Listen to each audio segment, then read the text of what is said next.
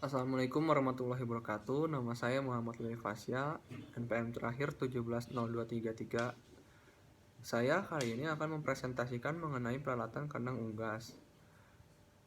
Yang pertama adalah maksud dan tujuan dari praktikum ini adalah untuk mengetahui jenis dan bentuk dari peralatan kandang unggas.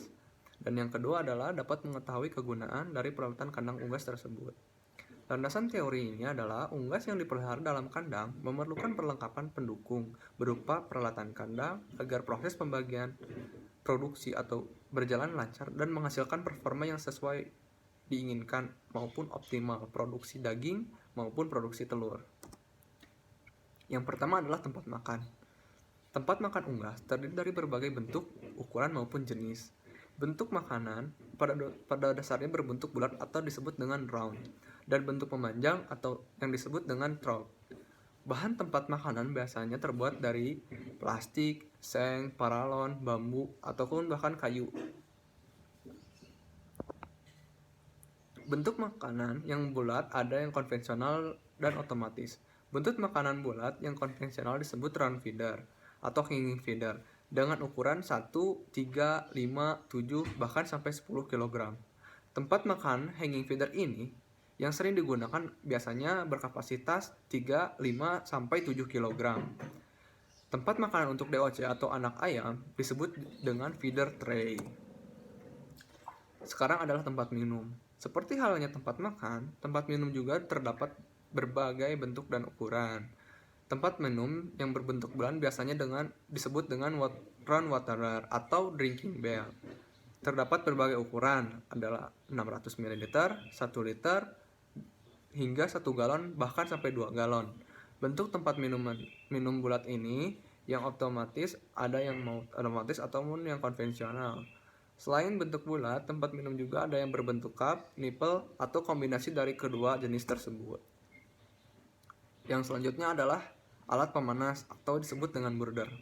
Alat pemanas atau brooder digunakan sebagai indukan untuk menghangatkan tubuh anak unggas atau DOC.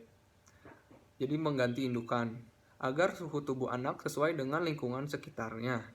Alat pemanas ini terdiri dari berbagai bentuk, jenis, dan sumber bahan bakar yang digunakan. Terdapat alat bersumber minyak tanah atau yang dikenal dengan sebutan adalah semawar.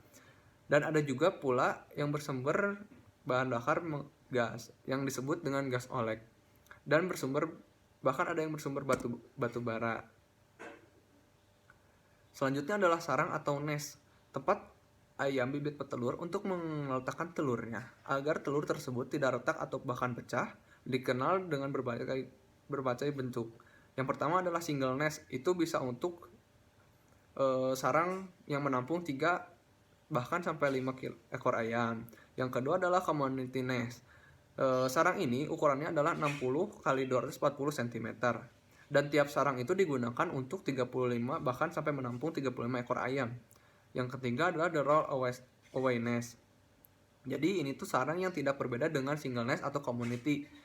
Jadi yang membedakan itu adalah kawat atau bahan lainnya yang ditempatkan di bawah. Jadi si telur itu bisa menggelincir ke belakang sehingga bisa dikumpulkan oleh pekerja di peternakan tersebut. Yang selanjutnya adalah tempat telur. Tempat telur ini ada yang berbentuk rak atau egg tray dan yang berbentuk keranjang.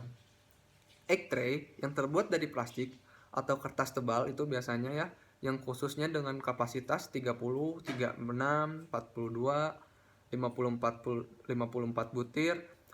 Itu tuh tempat telur yang berbentuk keranjang ataupun plastik ataupun kawat gitu. Beda-beda lah, ada sesuai kegunaan dan kepentingan masing-masing. Selanjutnya adalah alat pemotong paruh atau electric debacking. Jadi kegunaan alat pemotong paruh ini yaitu untuk mengurangi sifat kanibalisme atau saling mematuk antar ayam dan efisiensi terhadap ransum atau makanan yang akan dimakan oleh ayam tersebut. Pemotongan paruh ini dilakukan pada ayam petelur yang umurnya adalah sekitar 1 minggu, kurang dari 1 minggu. Dan dipotong secara berkala hingga 10 sampai 14 minggu diulang kembali bila paruh tumbuh menjelang ayam sebelum bertelur gitu. Jadi udah dipotong duluan. Ayam pemotong paruh ini biasanya bersuhu 1500 derajat Fahrenheit. Dan yang untuk selanjutnya adalah tenggeran atau roast. Ini adalah tenggeran yang terdapat pada kandang ayam petelur bibit yang terbuat dari bambu ataupun kayu. Dalam pemasangan, tenggeran harus ditempatkan yang lebih tinggi ya. Tinggi pemasangannya adalah 0,5 cm dari lantai. Jarak pemasangan antara tenggeran itu 30 sampai 50 cm. Jadi nggak terlalu jauh, nggak terlalu dekat juga ya. Ukuran penampangnya adalah 5 kali 7,5 cm dengan kapasitas 8 sampai 10 ekor per meter persegi di tenggeran itu. Dan yang selanjutnya adalah yang terakhir, keranjang ayam. Keranjang ayam itu terdiri dari dua model.